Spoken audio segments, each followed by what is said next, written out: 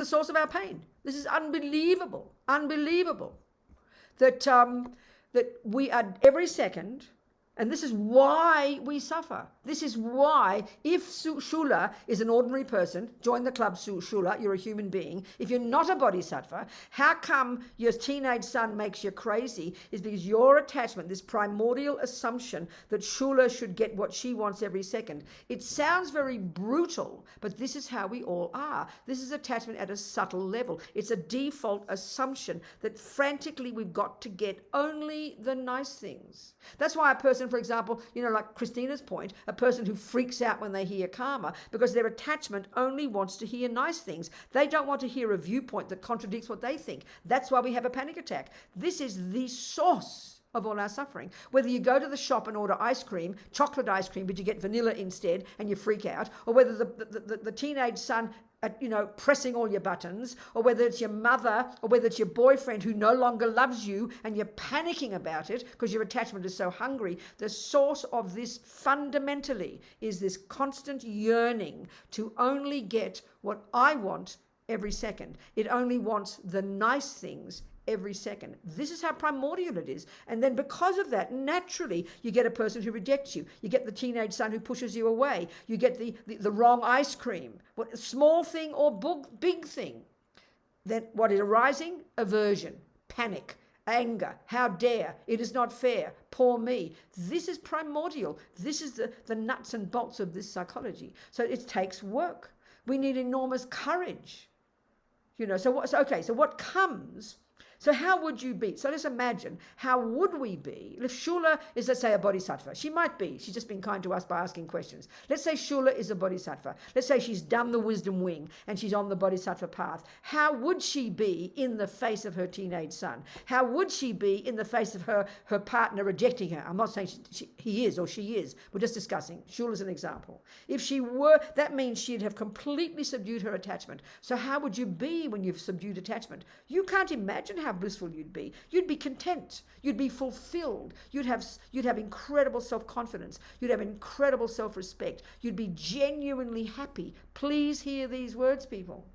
You wouldn't be fragile. You wouldn't be needy. You wouldn't be sensitive. You wouldn't be hungry for someone's approval. You've got clarity. You've got wisdom. She sees the mind of her son. She knows exactly where he's coming from. She sees him coming. She's no longer hooked by all his nonsense. That means she can access her virtue and her wisdom and do and say exactly what is right for her son. And he will not be able to hook her.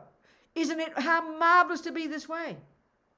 So if it's your beloved partner who's no longer attached to you, that is the worst pain in the universe, because your attachment stops getting what it wants. You were relying before on this incredible attachment, and this is our deepest attachment, the attachment to be loved and seen and approved of. This is the major attachment. When the person stops doing this, this is the nightmare. We go mad.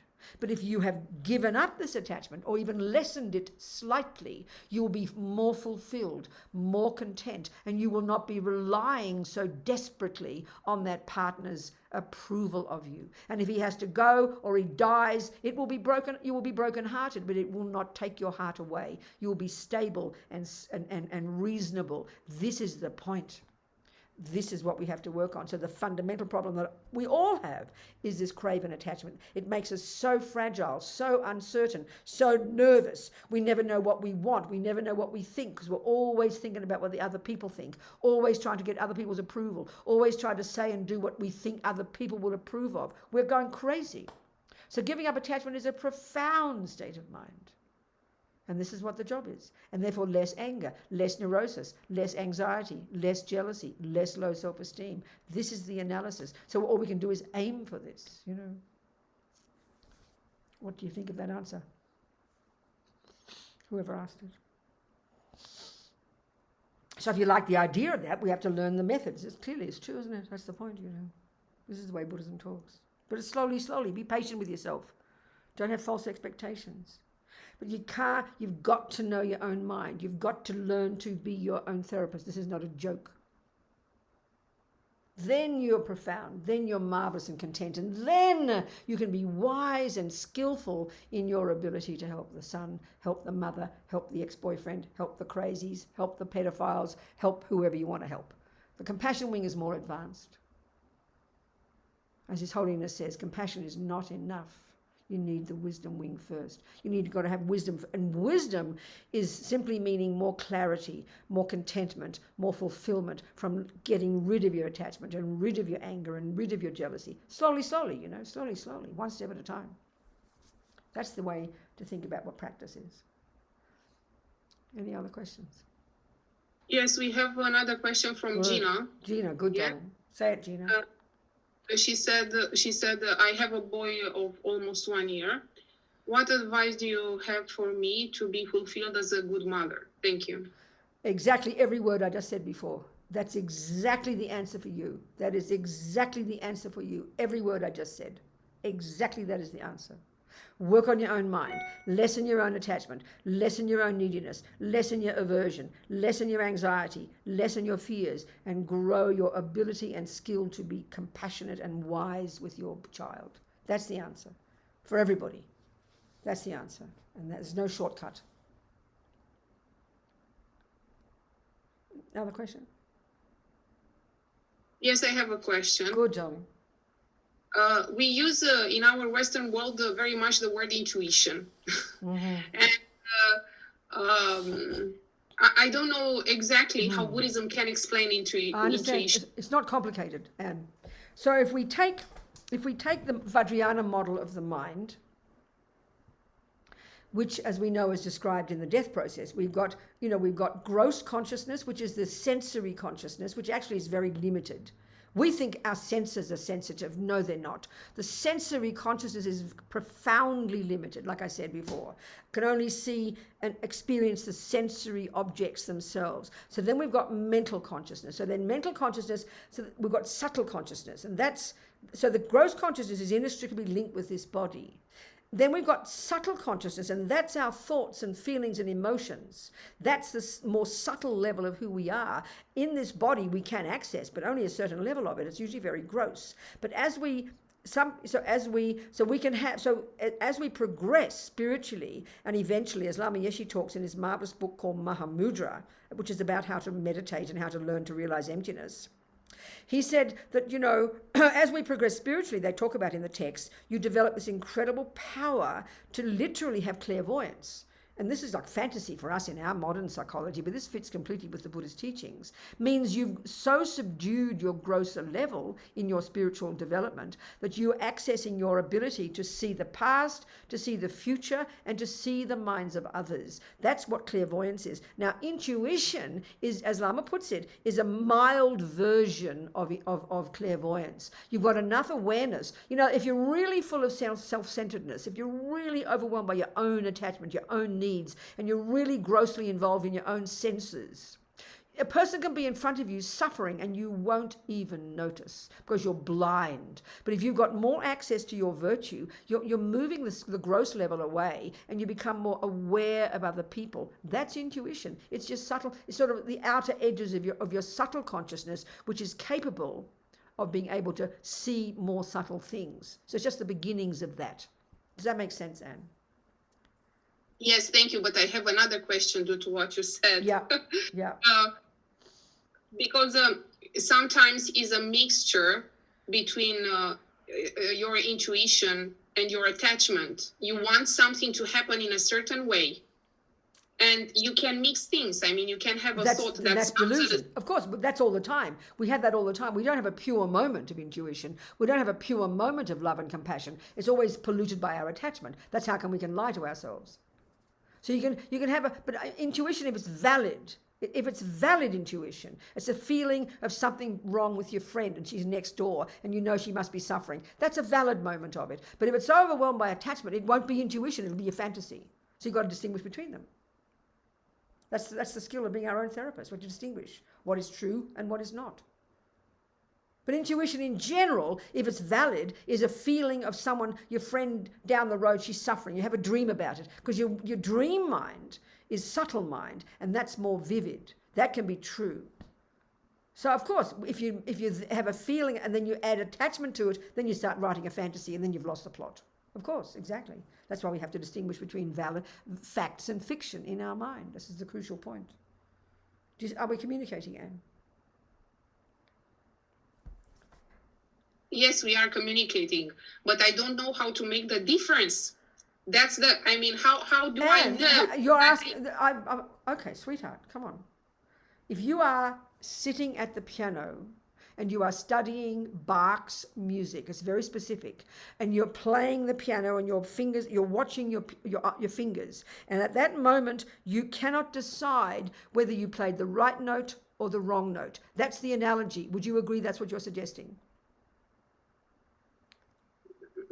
Please hear the simple analogy. You can't tell whether what you're thinking is valid or not. Is that what you're suggesting? Yes. So yes. good. You can't distinguish, did I play the right note or the wrong note? Can you see the analogy? Yes, I think. Okay, good. But it's a simple analogy. You can't distinguish between a wrong note and a right note. You can't distinguish between a wrong thought and a right thought. That's what you're asking me. Is that the point? Are we in agreement here? Yeah. Okay, good. Now, this is my point, Anne. This is always a surprise to us, but this is the whole point. What method would you use to check with confidence that you had the right thought or the right note or the wrong note? What would you do right that second? What would you do? I look in the notes. Thank you. You'd lift your eyes and you'd check the music. You'd check the theory. Well, guess what, Anne? You'd use Buddha's theory to see even theoretically what is a valid state of mind and what is an invalid one. That's why it's a starting point. We will never distinguish between facts and fictions in our mind if we don't have the theories clear first. You will never distinguish between a weed and a herb for 1,000 years until you've learned botany. That's the part that's missing for us in our culture, because we're so addicted to the mind being, well, that's just my business and I can work it out. And we've got to have theories about what the hell is in our mind. We don't have that in our culture. We don't have that. That's what Buddha's is. It's a precise presentation of valid and invalid states of mind. You have to learn botany first. You have to learn the music first. Then you can judge your experience based on the theory until eventually you've practiced it to perfection. That's what Buddhist practice is, Anne. Thank you. Are we communicating? Yeah. Good, thank you. This is a crucial point. But it's like it's like a surprise to us. Because we just think it's cross your fingers and hope for your best. Or maybe I'm being intuitive, maybe I'm being loving. We don't even have proper theories about what the mind is. We can't, Freud's is not precise enough. Freud and all the psychology in the West is all about external events and kind of generalizations. It's not specific about the actual cognitive process precisely itself, second by second by second. That's the precision of Buddha's analysis of the mind.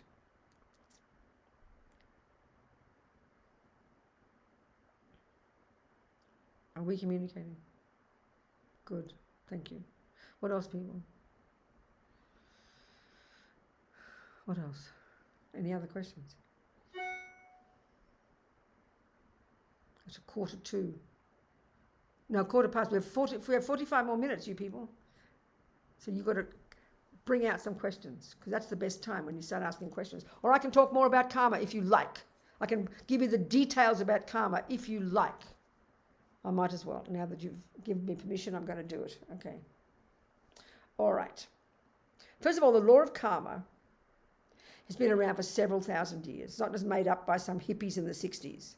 It's not, it's the Hindus first saw it, and how they saw it was with their mind at a more subtle level in single point of concentration. Because the mind at a subtle level, and this is a fundamental point to comprehend in Buddhist psychology and therefore the previous views, that the mind has got these more subtle levels of cognition, which is including what we call clairvoyance, which is it's like fantasy to us in our culture. We don't posit clairvoyance in modern psychology or neuroscience, obviously not, because we're only dealing with the gross consciousness. But Buddhism's dealing with the subtle. So then you've got these subtle levels of mind. It's at that level of mind that they have observed the universe, observed the minds of others, so have come up with the law of karma. Just like Einstein used his intelligence at a grosser level, obviously, to observe the laws of the universe. So he came up with his findings about E equals mc squared or whatever. That's how any science is. Well, that's the Buddha also. He's come up with his observation, direct observation, with his mind about the minds of sentient beings, that is driven. We're all driven by this law of karma. It's a natural law. It's not made up by Buddha. He's not a creator. That's a hilarious idea. It's the same as botany. A botanist doesn't create botany. They don't make botany happen. They've observed it and articulated it. They can't own the copyright on it. That's a joke. That's what natural law means. So that's the Buddha's view. So this law, how does it run? Well, it's based upon this fundamental view, which also is the result of observation, that consciousnesses, there are trillions upon trillions upon trillions of consciousnesses, of sentient beings, of minds, trillions of them. The word in Tibetan for sentient being is mind possessor. Mind possessor. There are trillions. Humans are one category, animals are another. Clearly there are trillions of animals if you compare with humans, but that's still only a small percentage. There are other levels of beings as well as far as the Buddha is concerned. Trillions of them, all experiencing every millisecond, each millisecond of every sentient being necessarily at each moment is experiencing the fruits of their past actions. His Holiness calls it self-creation. Big surprise to us. So now our actions, every millisecond, you're sowing seeds in the mind. So then every millisecond you do an action, a karma, with either your mind and or, no, your mind, your body and your speech and your mind, or just the mind. Every millisecond. No seeds go astray. It is a natural law. So every one of those seeds, unless you pull those seeds out, they are going to program your mind. They're going to grow, and eventually they will ripen in the future. And they ripen in 4 ways. The first way that our past actions ripen in the present is in the type of rebirth we get. Now, Buddha asserts a whole range of types of sentient beings, realms of existence. In our case, like I mentioned earlier, to Shula, I think, it's like we won the lottery. The billions of consciousnesses are all hovering around who recently passed away, who are dying to get into that one egg and sperm, and we got in. It's due to enormous virtue, lots of past non-killing karma we must have created. And all our seeds, I kind of just joke here, and we've got all these different seeds in our different bank vaults. No seed goes astray. No action we do goes astray. Everything is programmed in our mind. And it's a natural law. No one's running it. It's not punishment. It's not reward. It's a natural law. So in our case, the first way our past actions ripened at the time of our past death, and they describe it in great detail in the literature, especially the Vajrayana literature. At the time before we stopped breathing, one of our virtuous karmic seeds of non-killing, probably, as Lama Zopa says, practiced in the framework of living in a spiritual path, of living in vows of non-harming, that karmic seed was triggered before we even stopped breathing. And that's not more than a few weeks before our consciousness eventually found its way to our present mother's human womb, or in her fallopian tube, or wherever it met the sperm from the daddy. Okay, that's the old-fashioned way of conceiving, isn't it? Not like the Petri dish. So, that seed was triggered. Already before we even stopped breathing in our past life, we were programmed to go to our present mother's human womb.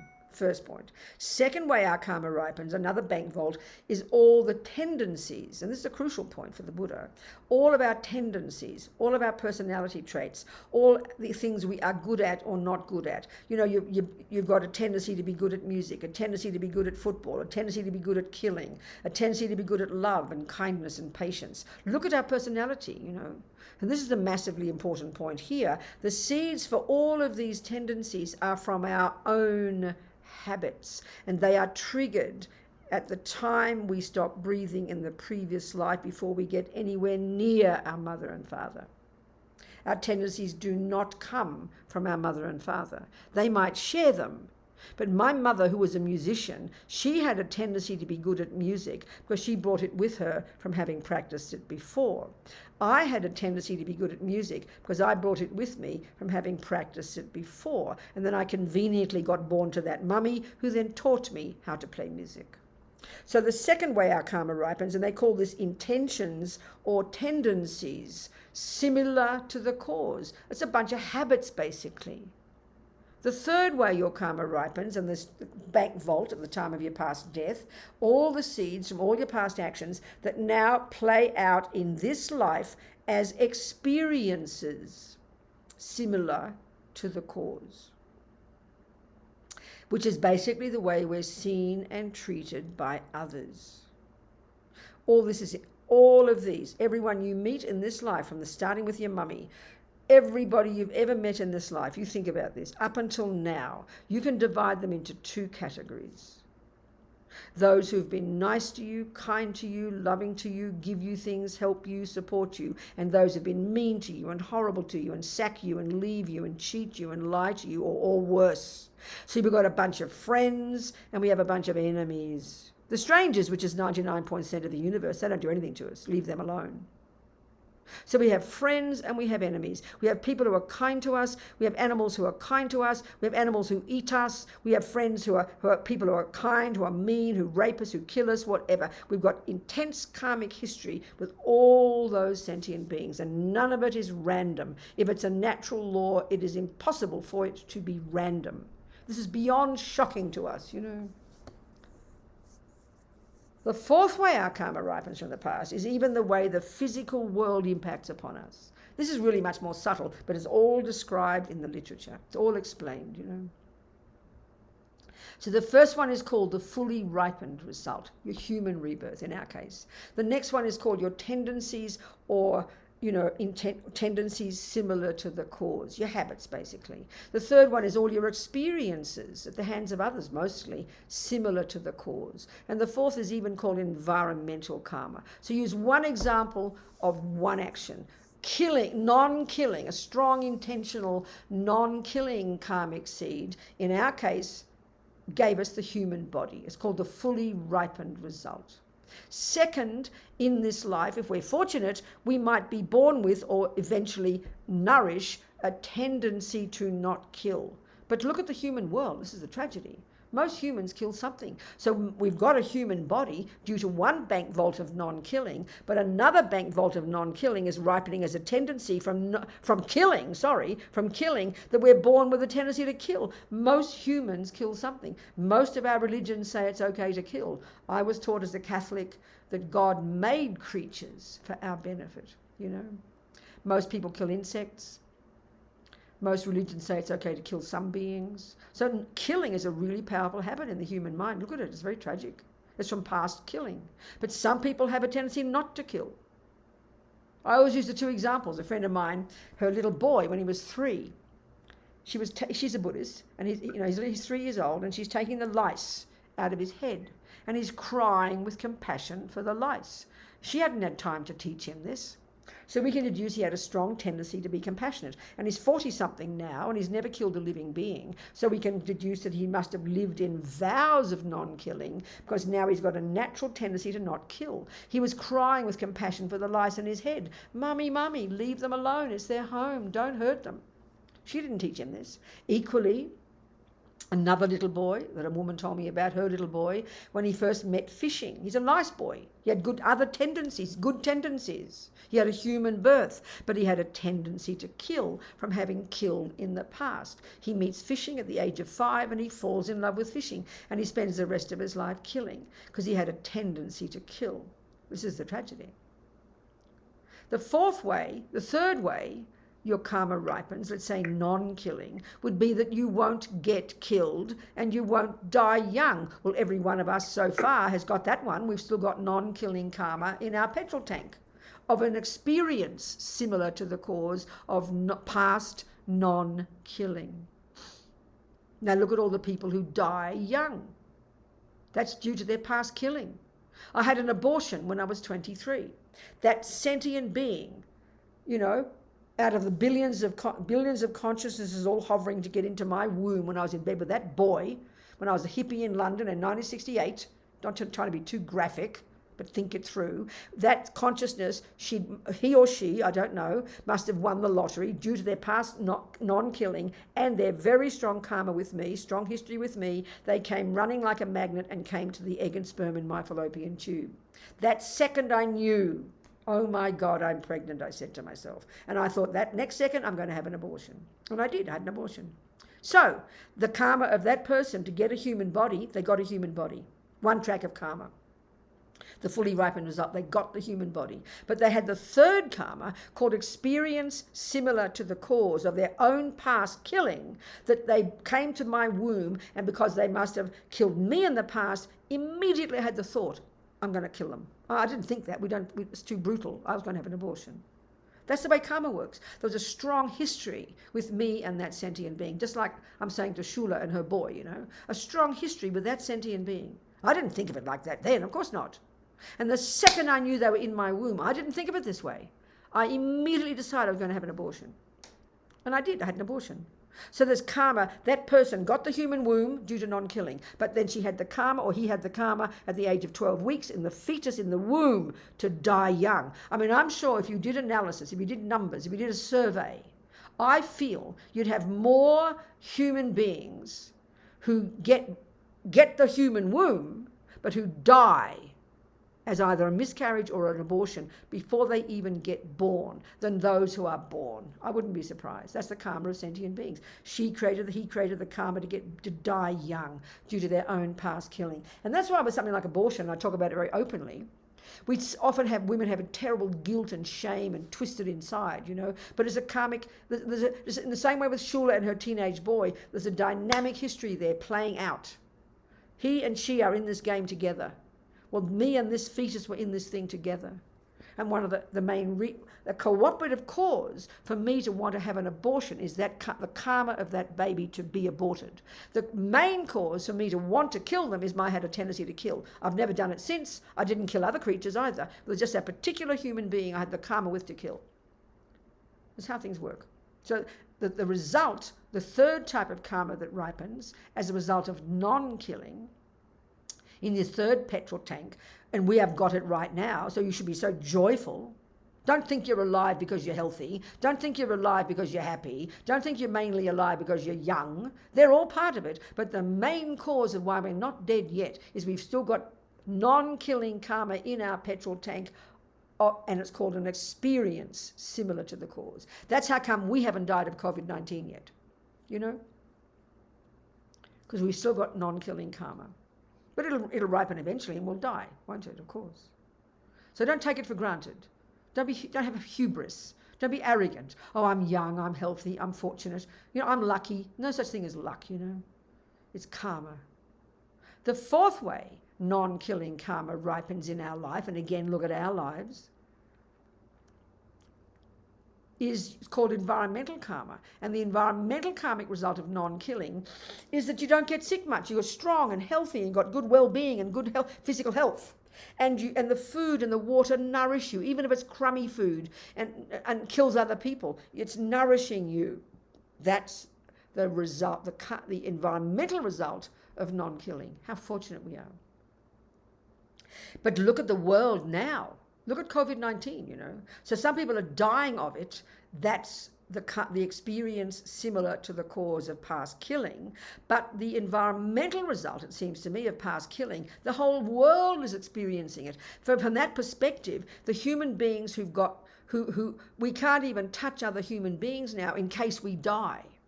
So that's the other human beings, even if they're not sick, but the ones who are sick, we can't even touch each other. It's sort of like you can't eat peanuts, you could die, So the physical world even, and human beings are part of that physical world, our environment. So the karmic result of past killing is that, this COVID-19 is pervading the universe and affecting us, It's very fascinating.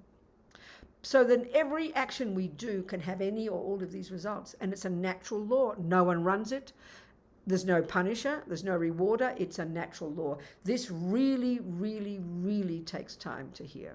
I mean, listen to Flavia's point. We all have that feeling. It's either God who punishes or rewards us, or we have the universe putting obstacles in our way. It's always something out there. There's no such thing as something out there doing it it's like that's a conspiracy theory.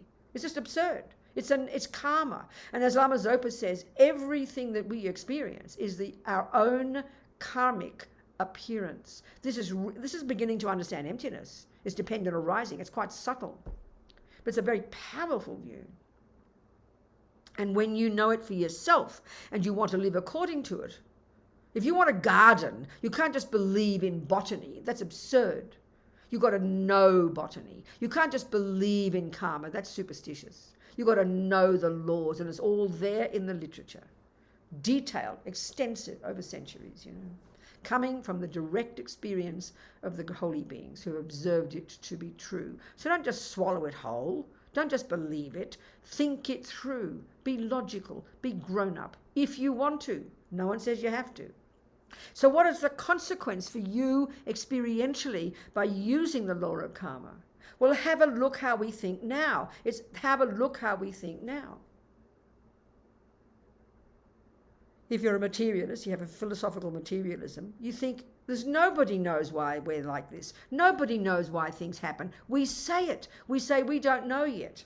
We think mummy and daddy created us. We think they are the reason we are who we are. We even have to open up the brains of psychopaths to try and see what it is in the brain. What was the cause of being this psychopath, You won't find it in the body. It's the karma of that person coming into this world in exactly the same way. If you look in the brain of that little... I look on YouTube and see all these amazing little children play unbelievable music. There's this little Russian boy. He's been since he's like 3. Beyond genius, He's now 9. He's unbelievable. Completely just perfected in music. You're not going to find that in his brain. He brought it with him. So the psychopaths brought their stuff with them, and the genius musicians brought it with them. We bring it with us. We are the creator. Even this view alone is so primordial. It's so amazing because it makes you grown up. You stop blaming others. You stop feeling like a victim. You stop feeling paranoid and angry because you are the cause of your own reality.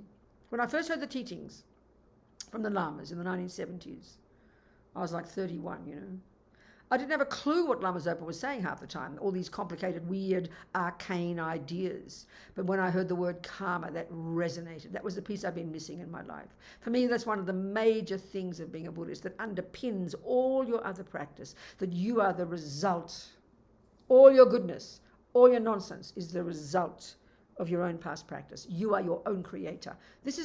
I find this amazing. So confident making, so courageous. So it cuts ego, it cuts fear, it cuts anger, it cuts self-pity. It cuts all that. It's profound. Don't think it isn't, but you've got to think it through. You can't just blindly believe it. That's useless. It's completely useless. It's completely ignorant just to believe something. It's superstition, in fact. So I'd like you to ask me some questions about karma now, if you'd like to. Of course, this takes time, It takes time to think this stuff through. But it's all there in the literature. It's up to us. And to be accurate about it. Got to be precise. You can't just make up what you think botany is. You can't just make up what you think gravity is. You can't just make up what you think math is. The same here. Got to be rigorous and clear and look at the text and and analyze and debate it and think about it, and meditate on it every day. That's what knowledge means. Not just made up rubbish, Any questions, people? Nothing. Just speechless. Dear Robina, please tell us about pulling out the bad seeds we planted. Good. Okay, let's talk about purification. So the very first level of practice, like if you want to take it, you've got the analogy, a wisdom wing and the compassion wing. That's a way of framing all the path. Then you can divide the wisdom wing into 2 sections. And as you know, if you've studied this Lam Rim, you've heard that there's the lower scope of teachings, the middle scope and the great scope. Well, and also I like to call lower scope junior school. It's kind of a concept we get. Then you've got high school. That's the wisdom wing. And that's the nuts and bolts of karma and the mind, which is what we've been exclusively talking about today. We haven't even gone into the compassion wing yet, which is the compassion wing, and that's university. Not to mention Vajrayana, which is postgraduate. So junior school level, which is where we're talking about karma.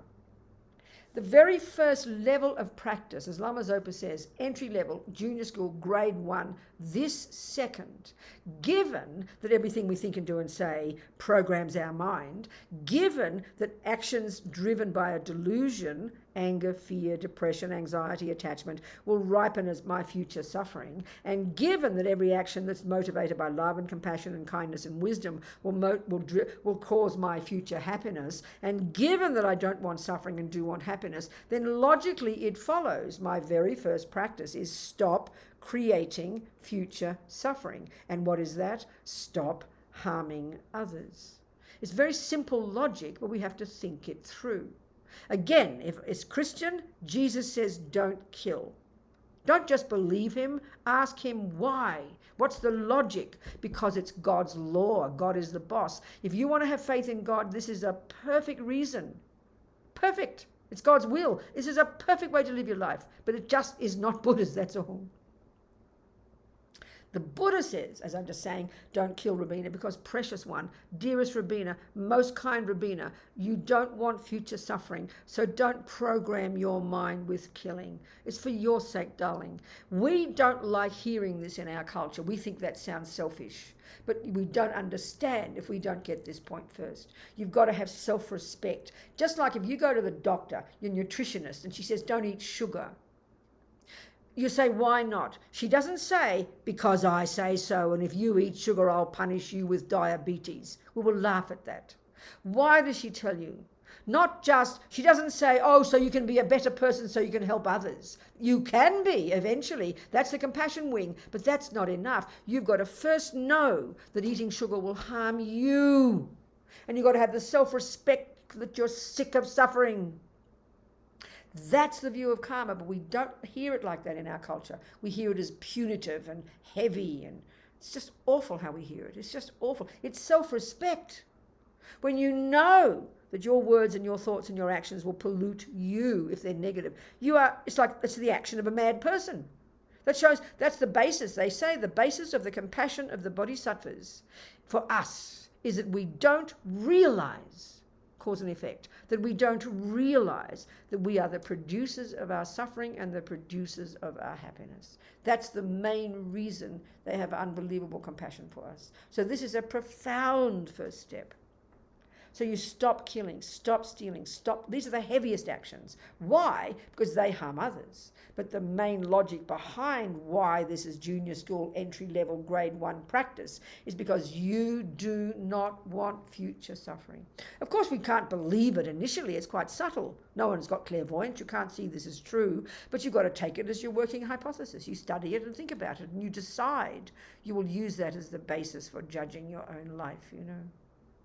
So then the next level you have to do, given that our minds go back and back and back and back, Buddha would say, and given that we've sown millions of seeds in our mind, and they haven't yet ripened as suffering, so we've got to put atomic bombs under them before they ripen, to prevent them from ripening as my suffering, and that's called purification. So first, stop creating more future suffering, and second, purify previous seeds before they ripen as suffering. It's practical based on this view, you know. So let's look at purification. Well, first though, the first one, the very first level of when we listen to Buddha's teachings, he exhorts us to refrain from there's a list of 10 things.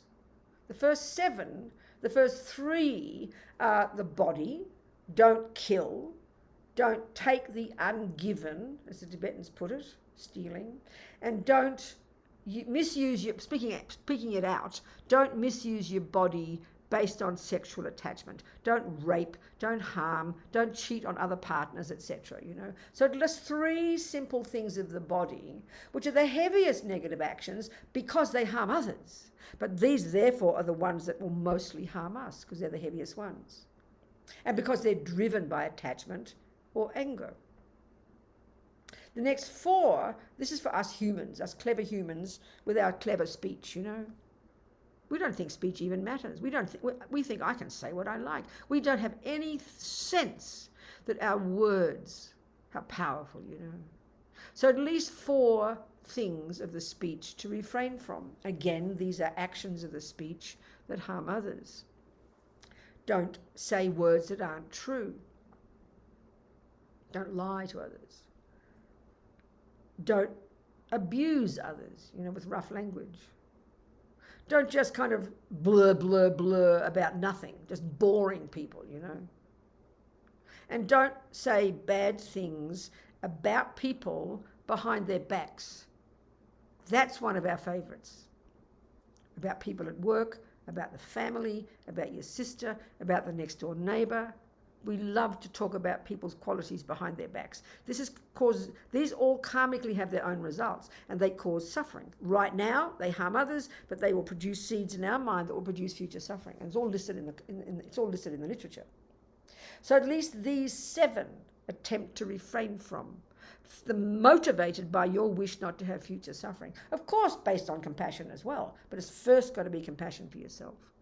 The last 3 of these 10 are just the beginnings of Buddha helping us begin to subdue our mind, because our mind is the basis of these actions we do, And that's the 3, at least controlling the grosser levels of the 3 poisons. At least refrain from really intense craving, because that causes so much pain for your mind. At least refrain from intense kind of really raging anger that even wants other people to suffer. This is so shocking. Malice, at least calm that down, and at least refrain from the heaviest level of the root delusion, this primordial kind of ignorance. At least refrain from really stubborn, fundamentalist, narrow-minded, fixed black and white. I'm this, he's this, she's good, he's bad. You can see all the extreme political and religious views around the world. That's fundamentalism. That's this very rigid narrow-mindedness. And we can see it in our own lives. No, I'm right and you're wrong. That's this fundamentalism. At least calm that down. This is the 10 non-virtues. At least try and attempt to refrain from those non-virtues, That's the first level of practice. Then when you commit yourself and you decide you want to take refuge as a Buddhist, you've studied the teachings, you like the Buddha, and you want to commit, you would take refuge, and then you would also take the 5 laypersons' vows, which is from those 10. And a vow is a more potent, more powerful thing. Lama Zopa says that you can't really get ahead of the game. Just being a nice person isn't enough. Vows are a very powerful decision you make. For the rest of my life, I will never kill, I will never steal, I will never lie, etc. like that. 5, killing, stealing, lying, sexual misconduct, I cheat on your partner. And also there's a 5th one called no intoxicants. You don't have to take all those 5, you can take less, But a vow is said to be very much more powerful. The Buddha says even that a vow, when you do it formally in front of somebody in a ceremony, a person like a teacher, it's a subtle physical energy that is visible to the really most advanced spiritual practitioners. There's something, and Lama Zopa says vows are so powerful. And this is now how we get into how we create karma. And I'm eventually going to get to purify, but we've got 15 minutes left, so I better hurry.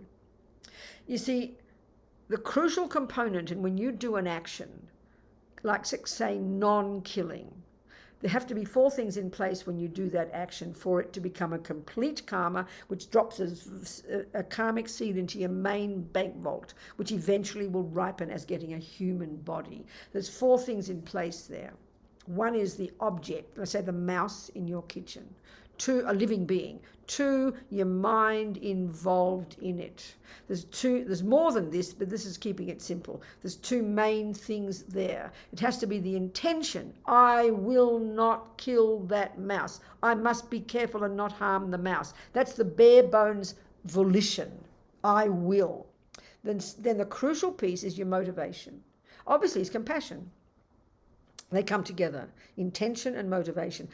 That is what determines the character of that action you do. Your mind has to be involved. The 3rd is you do the action. The 4th is the mouse is alive and you release it, and that's it. That's a complete, roughly speaking, a complete action of non-killing. Now, you can have the same with an ant. There can be an ant on your kitchen sink and you don't even see it. And you avoid it, but without even noticing. So you didn't, in fact, kill an ant, but there was no intention to not kill, and there was no compassion. So therefore, 0 karma. So you have to have your mind involved when you do an action, both negative and positive. That's what qualifies it as a karmic seed. And the motivation is what determines whether it's positive or negative. It's all quite precise, So now if you have, so in other words, we, just to get another human rebirth, the Buddhist teachings say, we need bucket loads of delicious, intentional, non-killing karmic seeds in our main bank vault at the time of our death. But like in my house here in Santa Fe, I meet a few ants. That's about it. I've never met a rat, a mouse, a cockroach, so I never have to think I will not kill, because I don't meet the being. But I'm not creating any virtue unless I have a vow.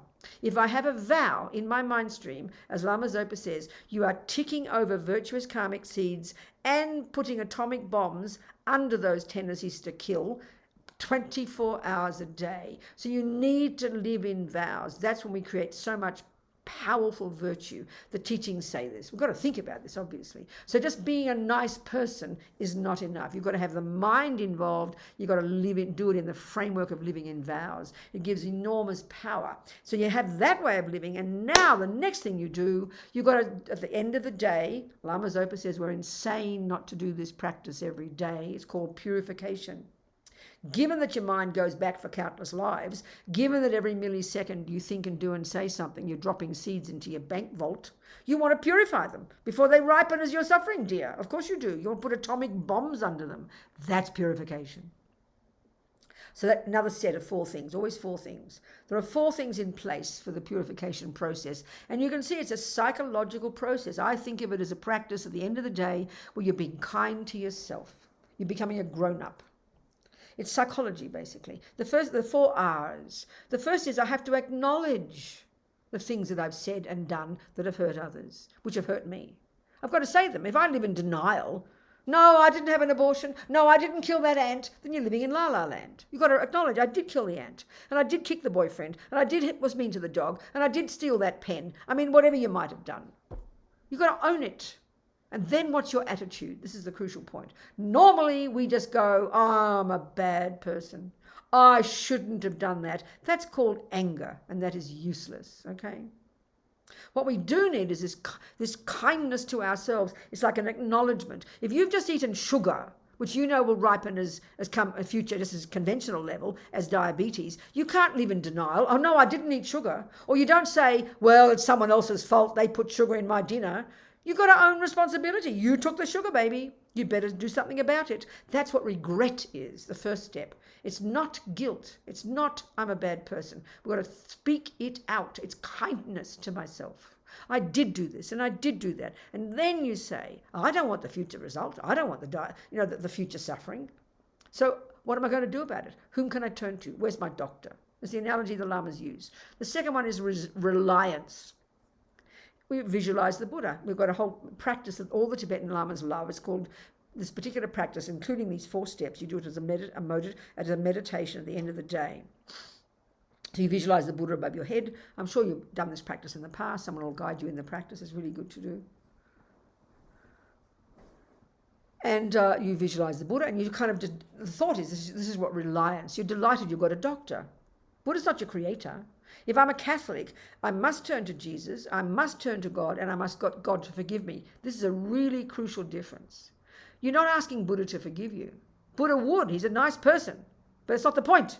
You don't go to your doctor and ask her to forgive you for eating sugar, and then by her forgiving you, she stops you getting diabetes. We would laugh at that. Same here for the Buddha. You've got to do the work. You rely upon the doctor, but you take the medicine. So here we rely upon the Buddha, but I take the medicine. So in this second step, you also have compassion. The first one's like compassion for yourself. I don't want future suffering. I'm sick of suffering. So I regret whatever I've done with my body, with my speech, and with my mind since beginningless time. This is the first one, regret, because I don't want future suffering. It's kindness to yourself. Now, whom can I turn to? So you rely upon the Buddha. You visualize Buddha above your head or whatever in this case. Second part, you now have compassion for those you've harmed. That baby I aborted, the ants I've killed, the boyfriends I've cheated on, whatever, and all the beginningless lifetimes that I've harmed sentient beings with my body and speech. Of course, I regretting first, and now I have compassion, second step. I must purify for their sake. Third one, the remedy. So in this context, we do a particular visualization of the mantra, so recite the mantra, visualize the Buddha. And this is very powerful because it's your mind. The Buddha's not doing the job. You are doing the job. You are imagining purifying. You are reciting this mantra. You are wanting to purify. As Lama Yeshe says, we create negativity with our mind, so we purify it by creating positivity with our mind. Our mind is what does the job.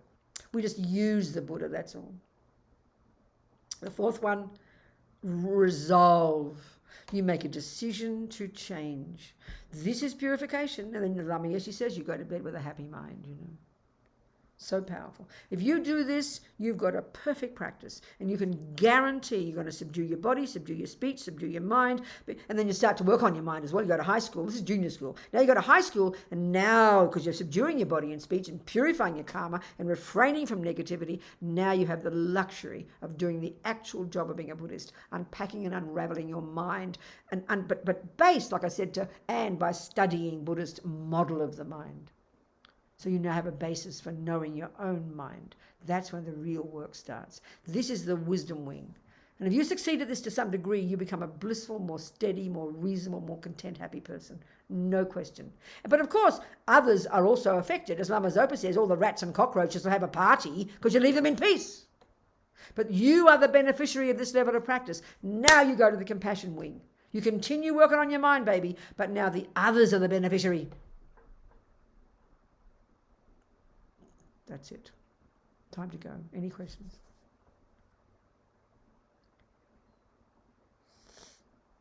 No questions? Robina? Yes, darling. I have a question. Good, Aline. Go, ask me. Yeah. It's about purification. Does it make a difference how am I visualizing? If I'm visualizing, for example, when I have to see my father, my mother, the friends, and the Buddha above the head, if it's the first persona, if I'm seeing as... I'm not clear what you're saying, Aline. Can you please ask me again the question? When I'm doing purification, sometimes it's easier for me to see myself as in a third point of view. You understand? I'm seeing myself... No, I don't see. What are you telling me?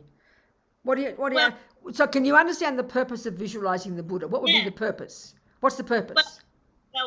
Isn't it to focus on the nectar of the Buddha coming to you and purifying? It's just it's you using your creative imagination, imagining the Buddha there and imagining wanting to purify and then saying the mantra. That's the medicine. So what are you suggesting you'd rather do instead for the medicine, for the remedy? What would you like to do? I'm not suggesting anything. Well, what are you suggesting then? I was just wondering if it makes a difference because it's What hard makes a difference to what, sweetheart? Okay, I don't think it makes a difference. I think I get what you're trying to say. So start again. Ask the question. What do you think? What do you want to do instead of that? I don't want to do anything instead. Well, what are you asking me then? I'm sorry. Please forgive me. The question was, when I'm visualizing... The Buddha above your crown. That's what you're visualizing. I see myself and the Buddha. Where do you see yourself? Where are you visualizing yourself?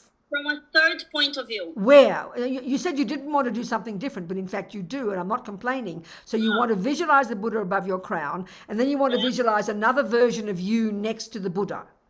Yes. So why do you want to do that, darling? How does that help you? I'm not complaining. I'm just asking. It's because I think it's easier sometimes to visualize the third I don't understand your point. Why? You're sitting there visualizing. Aren't you enough with one of you? Why do you want two of you? I don't get the point. I don't get the point. So explain it to me.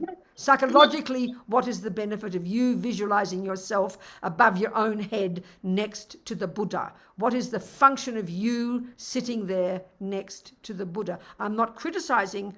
I'm asking. What is the benefit of that? I don't think there's a benefit. Well, why do you do it if there's no benefit? Because sometimes I cannot visualize myself like you don't need to visualize yourself. You are sitting there in your own body. That is enough for you. I don't get your point, precious. It's just a matter of sometimes visualizations are hard to What grasp. Visualization is hard? Which particular part of this visualization is hard? To when you visualize, when you imagine yourself in that perspective. Sometimes what do you mean imagine yourself? Who is asking you to imagine yourself? This is where we're really confused, Aline. What do you mean? Who is in this meditation? You are sitting there on your cushion. Maybe your eyes are closed, and you're using your creative imagination, and you're visualizing the Buddha above your crown, and you're visualizing nectar coming from the Buddha, and you're visualizing it entering your crown, and you are thinking, how marvelous, I'm purifying, and you say the mantra. So which piece of that is difficult for you, And what do you want to do extra? The visualization, when you see yourself, that's the Who says you have to see yourself? What are you talking about? You are. Who is asking you to see yourself? Well, I thought that I have to see, that I have to have a visual. Of yourself? No, complete mistake. So now we understand the reason. No, you are already, be content with who you are sitting in your own body, okay? You're visualizing the Buddha. Okay, that's all I need to know. That's enough, darling. Now we're clear finally. You've got to persevere with these things, okay? Even though I sound like a bully, but I'm not being. Clarity is important. Thank you, Aline. Any other questions, people? Yes, Flavio. What is your question, Flavio? Related to what was talked earlier, which is this. It is difficult for me to visualize this. Sometimes the nectar is very difficult. Of course.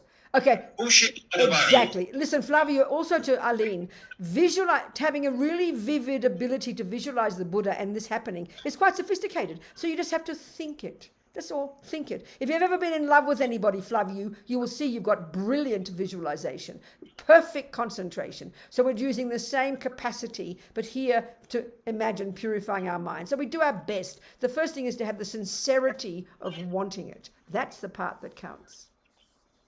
You with me? Be content with that. What else, people? Anything else? More questions? I mean, I'm happy to ask more questions. It's 3 hours, I know that, but this is a very intense topic. I don't want to leave it in the air. Yes, I have a quick question. Good, darling. Please ask me. If I may. Yes. I do think that forgiveness plays a role in purification, but what if we cannot ask for forgiveness to certain Christina, people? no, forgiveness is a huge role in our life. And the point I was making before, let me go into my details about it. The point I'm saying before was that if we have faith in God, a creator, then the part of the process of purification absolutely is based on forgiveness from God. Do you agree with that, if you were a Christian, Christina? So the main point I made then specifically, that's not our relationship with the Buddha. That was the only reason I said about forgiveness. Buddha is, of course, immensely compassionate and wise and would forgive you. There's no question. But that's not the issue here. So let's look now, put that aside. And now let's look at the necessity for us. If I've bad-mouthed you, if I've been mean to you and angry with you, it's so, first of all, in my own practice that evening, I must regret my anger because I don't want that suffering. That's a really important point, Christina. And often we confuse that with guilt. So then I'm feeling all guilty and twisted inside. So then I think I have to ring Christina and I'm begging Christina to forgive me. But I think we can misuse that because until I've genuinely regretted the anger and realized that I harmed myself, then I have compassion for Christina because I realized I harmed her. And a bonus is then to ask you to forgive me. But often we can misuse that forgiveness to make me feel, phew, I've got off the hook. But I have to regret my own suffering. And then the fourth step, there's no point in asking you to forgive me if I don't decide to change.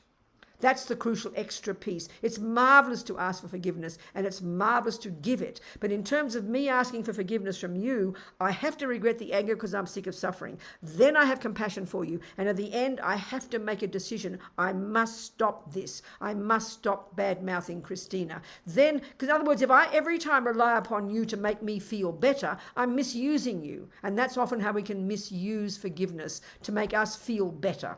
Are you seeing my point, Christina? Yes. But it's necessary. It's very humble to ask. But the other thing is very interesting, Christina. What if you don't forgive me? Then the trouble is, if we think forgiveness is the only thing that purifies us, then I am shattered and I feel I will never change. But that's why even if you don't forgive me, by my own regret, I purify myself, and my real compassion for you and my vowing not to do it again, I clean up my part completely. But if I rely upon you to make me feel better, and then if you don't give me forgiveness, it's devastating. So it's a really important point. It has to be the internal one as well. You get my point, Christina? Yes. And that's why my friends in prison who say kill people, the feel I'm hopeless, I'm no good, I'm evil, I'll go to hell for eternity. And then they heard about this approach that you have to forgive yourself. Regret is like forgiving yourself because you don't want suffering. Then you forgive, then you have compassion for the other. Then you decide to change. You can't bring the person back to life, that's for sure. But you can purify yourself. That's the powerful point, I think. It's not guilt. It's a very powerful concept. you understand, darling? Yeah, good. Thank you, Christine. That's a really good point. Well, I've run out of voice. Maybe I'll have to finish. I've got no voice left. So Anne or Marius, is that enough, do you think? Marius, what do you think? Marius, it'd be good to see. You always show only your forehead, Marius. It'd be nice to see your whole face. Put your screen down. So I can see you, darling. Wonderful teaching. Oh, he's going to sit up. Okay, good. We thank you so much. Can't hear you very well, Marius. We thank you so much for your teachings. Good. And we will be very happy to have you again. Of course, as much as you like. You ask me. I'm happy. Yes. And next time maybe some more, I don't know, in depth for this topic. Well, maybe we can do a series, because you can't fit everything in one cast. We can do a series of days over a month or something and have it just once a week or something, whatever you like. You work it out with Anne, whatever you both like. I'm very happy to help. Very happy. Okay. Thank you so much. So we dedicate, we think here we've been, there's 3 hours, as many moments as there have been, is as many seeds we have all planted. Remember that, nothing has gone astray. So we think how marvelous, we're going to nourish these seeds in our mind with our own effort, our wish to practice, our wish to develop our own marvelous potential, our own wish to practice compassion, to help others, so we can be, do as we motivated to eventually become this amazing enlightened being, no matter how long it takes, so we really can be a benefit to others. Kewadi nyudo dag lama sange drubgyone drowa chikyang malupa deyi sala gapa shok. And then may compassion, this amazing bodhicitta, this amazing aspiration to never give up helping others, which is based on everything we talked about today. May it grow and grow in the hearts of all. Jangchob semchog rinpoche ma ke panam ke gyuchig ke panyampa me payang gong ne gong du pa ba shok.